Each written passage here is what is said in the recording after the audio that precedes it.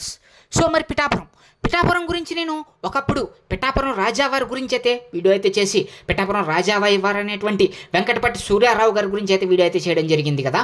So మరి అప్పటి నుంచి కూడా పిఠాపురానికి సంబంధించినటువంటి వీడియోస్లో భాగంగా మళ్ళీ ఈ రోజు నాడు నేను పిఠాపురానికి సంబంధించి 4వ వీడియో అయితే చేస్తున్నాను అనమాట. సో మరి పిఠాపురం అనేది ఇప్పుడు దేశం మొత్తం ఒక ట్రెండింగ్లో నడుస్తూ ఉంది. దేశం మొత్తం పిఠాపురం నియోజకవర్గం వైపు చూసి పిఠాపురాన్ని ఒకప్పటి పిఠాపురాన్ని కన్నా 100 రెట్లు వేగంతో ఇప్పుడు పిఠాపురం న్యూస్లో వార్తల్లో అలాగే మరి దేశం వ్యాప్తంగా కూడా ట్రెండ్ అవుతూ ఉంది. దానికి కారణం ఒకే ఒక కారణం, పిఠాపురం నియోజకవర్గం నుంచి పవర్ స్టార్ పవన్ కళ్యాణ్ పోటీ చేయడంతో ఆ యొక్క పిఠాపురం నియోజకవర్గం మొత్తం కూడా చేంజ్ అయిపోయి దేశవ్యాప్తంగా కూడా పిఠాపురం మీద చర్చ అయితే నడుస్తూ ఉందన్నమాట. సో మరి అలా నడిచినటువంటి చర్చ ఇప్పుడు మరింతగా పవర్ స్టార్ పవన్ కళ్యాణ్ 70,350 ఓట్ల మెజార్టీతో గెలుపొందడంతో సో మరి ఇప్పుడు మొత్తం కూడా పిఠాపురం గురించే, పిఠాపురం నియోజకవర్గంలో ఎమ్మెల్యే గారు తాలూకా అనేటువంటి విధానంగానే పిఠాపురం నుంచి దేశం మొత్తం కూడా పిఠాపురం పేరు అయితే వినబడుతూ ఉంది. అసలు పవర్ స్టార్ పవన్ కళ్యాణ్ ఇక్కడ పోటీ చేయడానికి గల కారణాలు ఏంటి, అసలు ఏ విధంగా పవర్ స్టార్ని ప్రజలందరూ కూడా గొప్ప ఓట్లతో గెలిపించారు, దానికి గల కారణాలు ఏంటి అనేది మన వీడియోలో మనం తెలిసేసుకుందాం. సో ఎవరైనా కనుక ఫస్ట్ టైం మన ఛానల్ చూస్తున్నట్లయితే కనుక సబ్స్క్రైబ్ చేసుకుని పక్కనే ఉన్న బెల్ ఐకాన్ని క్లిక్ చేయండి. ఛానల్ చూస్తున్నారు కానీ సబ్స్క్రైబ్ చేసుకోవట్లేదు. అలాగే ఈ వీడియో అనేది చాలా ఇన్ఫర్మేటివ్గా ఉండబోతుంది కాబట్టి స్కిప్ చేయకుండా చివరి వరకు చూడడానికి ట్రై చేయండి. పిఠాపురం అంటే మనకి ఆంధ్రప్రదేశ్లో ఉన్నటువంటి పిఠాపురానికి ఎంతో పేరు ప్రఖ్యాతులు అయితే ఉన్నాయన్నమాట. సో మరి ఇప్పుడు రాజకీయ పరంగా ఈ యొక్క పిఠాపురం పేరు అనేది దేశం నలుమూలల నుంచి కూడా వినిపిస్తూ ఉంది. దానికి కారణం ఒకే ఒకటి, జనసేన అని. పవర్ స్టార్ పవన్ కళ్యాణ్ 2024 ఎలక్షన్లో భాగంగా పిఠాపురం నుంచి పోటీ చేయాలనుకున్నప్పటి నుంచి కూడా సో మరి ఈ యొక్క పిఠాపురం పేరు అనేది దేశం మొత్తం ప్రపంచవ్యాప్తంగా ఉన్న తెలుగు వాళ్ళ అందరిలో కూడా ఈ యొక్క పిఠాపురం నియోజకవర్గం గురించి మొత్తం చర్చ జరిగింది మొదలుపెట్టిందనమాట.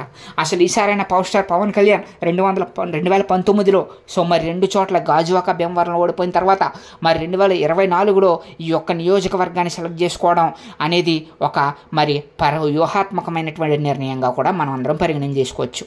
మొత్తం 2,30,000 పైమంది ఓటర్లు ఉన్నటువంటి పిఠాపురం నియోజకవర్గంలో పిఠాపురం, గొల్లపురం, కొత్తపల్లి మండలాలన్నీ కలిపి పిఠాపురం నియోజకవర్గంలోకి వస్తాయి.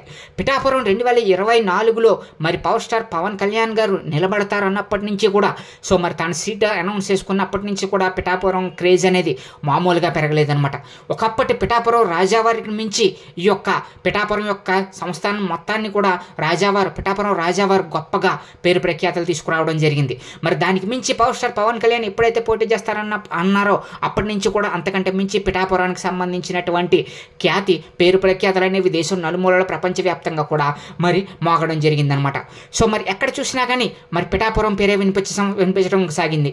So power star Pawan Kalyan garu ఈసారైనా పిఠాపురం నుంచి గెలుస్తారా అనేది ఎంతో మందికి మరి ప్రశ్నార్థకంగా మిగిలింది. మరి పవర్ స్టార్ పవన్ కళ్యాణ్ తన సీట్ను ప్రకటించుకున్నప్పటి నుంచి కూడా పిఠాపురం అనేది మరి దేశవ్యాప్తంగా కూడా చాలా ఫేమస్ అయిపోయి సో మరి అందరి దృష్టి కూడా పిఠాపురం వైపే ఆకర్షించలేరన్నమాట. పిఠాపురంలో మరి పవర్ స్టార్ పవన్ కళ్యాణ్ నిలబడాలనుకుంటే కారణం ఏంటంటే కనుక సో మరి 2019లో 2 చోట్ల ఓడిపోయినటువంటి పవన్ కళ్యాణ్ ఇప్పుడు తూర్పుగోదావరి, పశ్చిమ గోదావరి జిల్లాల్లో ఒకటైనటువంటి పిఠాపురంలో మరి కాపు సామాజిక వర్గాన్ని అంచనా వేసుకుని అలాగే మరి తనకి ఎక్కువ ఆదరణ ఉన్నటువంటి ప్రాంతంగా గుర్తించబడి మరి పిఠాపురం నుంచి అయితే పోటీ చేయడం జరిగింది. మరి ఈ నిర్ణయంలో భాగంగా మొదట్లో టీడీపీకి సంబంధించినటువంటి మరి క్యాడర్ వ్యతిరేకించినా కానీ మరి చంద్రబాబు నాయుడు గారు కలుగజేసుకోవడంతో మరి వర్మ మరి పవన్ కళ్యాణ్కి మద్దతిచ్చి పవన్ కళ్యాణ్ ఎలాగైనా సరే గెలిపిస్తామని హామీ ఇవ్వడంతో పవర్ స్టార్ పవన్ కళ్యాణ్కి సంబంధించినటువంటి మరి ఈ యొక్క ఎంపిక అనేది ఖరారైందనమాట. మరి ఆ విధంగా ఖరారు చేసుకున్న తర్వాత ఇంకా పవర్ స్టార్ పవన్ కళ్యాణ్కి ఎన్నో ఇబ్బందులు ఎదురయ్యాయి ఈ పిఠాపురం నియోజకవర్గంలో. పిఠాపురంలో కాపు సామాజిక వర్గం అయినటువంటి ముద్రగడ పద్మనాభం పవర్ స్టార్కి వ్యతిరేకంగా తీసుకొచ్చాడు వైఎస్ జగన్ తనదైన శైలిలో పవర్ స్టార్ పవన్ కళ్యాణ్కి వ్యతిరేకంగా ఎన్నో రకాలుగా వ్యూహాత్మకమైనటువంటి పనులు చేద్దామని అయితే ఆలోచించడం జరిగింది. దానిలో భాగంగానే కాపు సామాజిక వర్గాన్ని సమీకరించి ముద్రగడ పద్మనాభంతో సంప్రదింపులు జరిపి ముద్రగడ పద్మనాభాన్ని పవన్ కళ్యాణ్కి వ్యతిరేకంగా తీసుకురావడం జరిగింది. అయినా కానీ ముద్రగడ పద్మనాభం ఎన్నోసార్లు మరి వైసీపీ గురించి పొగిడి వైసీపీలో తాను జాయిన్ అవుతానని పవర్ స్టార్ పవన్ కళ్యాణ్ ఎలాగైనా సరే ఓడిస్తానని చెప్పేసి అయితే చెప్పడం జరిగింది. మరి అలా పవర్ స్టార్ పవన్ కళ్యాణ్ పిఠాపురంలో గెలిస్తే కనుక తాను పద్మనాభరెడ్డిగా పేరు మార్చుకుంటానని కూడా తెలియజేయడం జరిగింది.